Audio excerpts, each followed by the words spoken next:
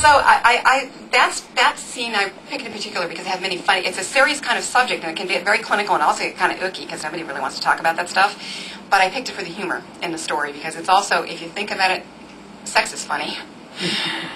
You make funny faces, you do, and everybody does it, whether they look like it or not, and we all have it in common, just whether we talk about it. Well, we talk about it in romance novels, which is, I think, another reason they get checked out, is that they depict idealized relationships, yes, and maybe nobody's relationship is quite as perfect as they seem to be in romance novels, but they also have that sense of community in them, where if you...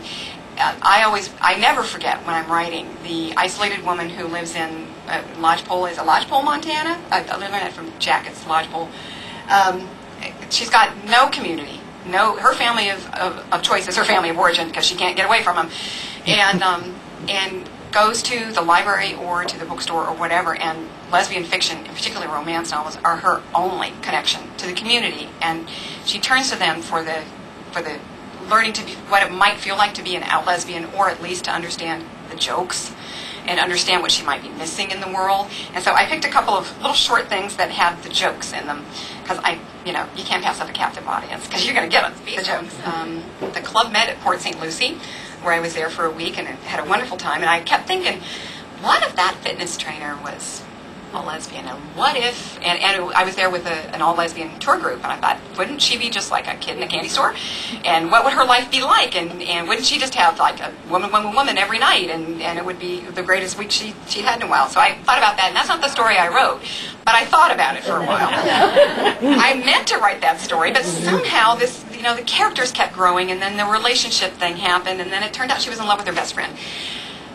So anyway, it just ended up being a different story. But it's the first morning, and the women have just arrived. And so Brandy is going out to the reception area, and the women have started to arrive in the vans and the suitcases and everything.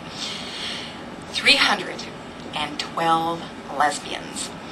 They were going to be the only guests we had. Okay, maybe most of them were in couples, but surely one of them might be interested in a short but trim, red-haired woman who, among other things, could improve their golf game. I realized I felt about as giddy as I had the one time I'd gone to the Dinosaur Classic. This year's tournament had been just a few weeks ago, and if I could have afforded it, I might have gone, pining for lesbian company as I was. How good was life that instead of my having to find a landscape of lesbians, they'd found me. Damn, life was very good. After a change of clothes, a losing battle with my hair, and a quick pit stop at the lunch buffet for an apple, I headed for the other end of the resort, toward the kid zone.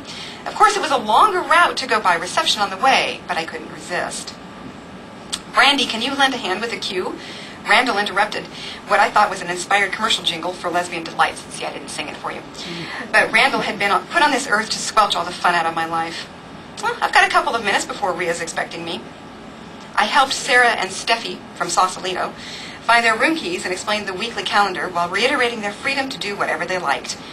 You mean we can just go down to the beach and get snorkeling gear anytime? When the snorkel hut is open during these hours. I pointed out how to read the color coding, and there are daily lessons at 10, so you might want to sign up to be sure to get a spot. Linda and Libby from Lynchburg promised they'd meet me tomorrow for morning stretch. June and Jody from Juneau were eager to try sailing, while Dina and Dee Dee from Dayton couldn't wait to stay in their room all week, nudge, nudge. Then Mary and Tina from Spokane completely blew my alphabet fun. But they were dumping their bags in the room and heading for the nearest pool. That's when I remembered the phrase from the weekly sheet. Most are in couples. Hell, they were all in couples, it seemed to me. It was a great jazz to have so many lesbians around me, but so far, I wasn't getting any heat from them. The heat was all on my side, and I was certainly feeling it. As I walked the rest of the way to Kid Zone, I pondered the ethical dilemma. I had few qualms about spending some quality moments with an entangled straight woman who sought me out and made the first definitive moves. But would I feel the same about an entangled lesbian? It seemed unsisterly to the other lesbian to fool around with her girlfriend, even if I had an engraved invitation to do so. Well, I would have to give that situation a lot of thought if it arose. I hate ethical dilemmas, and the older I got, the more they dogged me, it seemed. At 20, I wouldn't have asked about entanglements, but by the time I was 30, I thought morosely, I'd be limiting myself to women who were looking for a commitment. How deadly dull that would be. A small imp inside me wondered briefly what I would do if both women in a couple wanted to fool around, then realized the answer was a resounding yes. Yes, yes, and yes. I didn't need to be thinking about that right now, though. So that's Brandy, and it's one of my favorite novels because it has a high erotic content. And in spite of trying to write what is called a Bella After Dark, which has a higher erotic content to it, and I really did. I set out to write, sex in every chapter and a new partner, and it was going to be just a series of encounters, and maybe at the end she meets Mrs. Wright. Miss Wright. It would need to be a Ms. Wright for the romance to work out.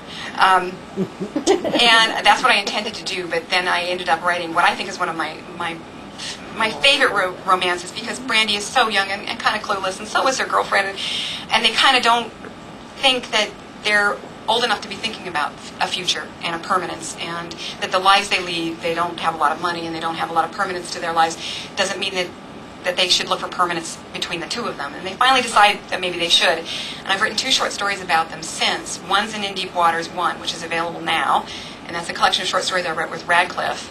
And Brandy has a reprise moment there, and she and Tess have an open relationship, and she has temptation cross her path. So she has to make a decision. And then I've written the second short story in Deep Waters 2, where Brandy and Tess finally get to go on a vacation together and ended up make a very important decision for the two of them. So I had a lot of fun with that.